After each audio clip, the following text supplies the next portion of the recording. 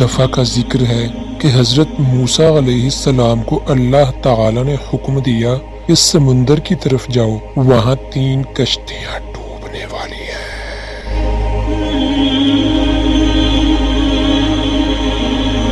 حضرت موسیٰ علیہ السلام فوری حکم الہی کی تعمیل کرتے ہوئے سمندر کی جانب چل دیے۔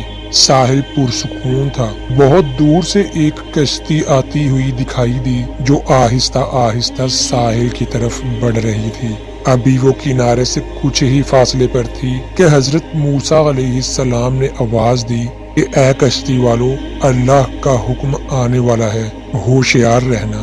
انہوں نے جواب دیا، آپ جانتے ہیں کہ اللہ کے حکم کو کوئی نہیں ٹال سکتا، ہم تو اس کے بندے ہیں جو حکم الہی کے پابند ہیں۔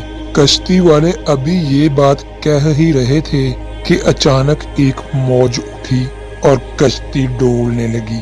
سوار اپنے آپ کو بچانے کی کوشش کرنے لگے۔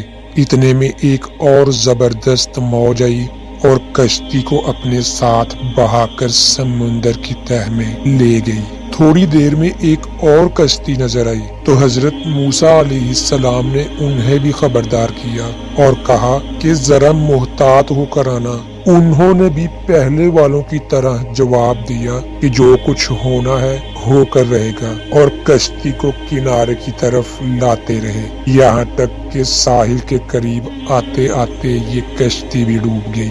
حضرت موسیٰ علیہ السلام اللہ کی حکمت کے بارے میں سوچوں میں مہو تھے کہ انہیں ایک تیسری کشتی آتی دکھائی دی۔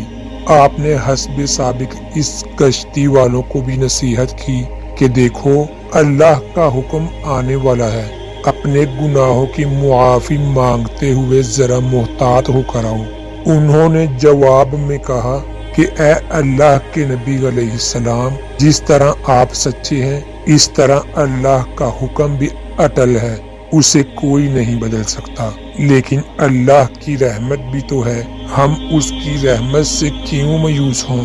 لہذا ہم اللہ کی رحمت پر بھروسہ کر کے آ رہے ہیں، اور وہ اپنی رحمت کے صدقے میں ہمیں ضرور امن و سلامتی کے ساتھ کنارے پر پہنچا دے گا۔ کشتی والوں کا یہ جواب سن کر حضرت موسیٰ علیہ السلام خاموش ہو گئے۔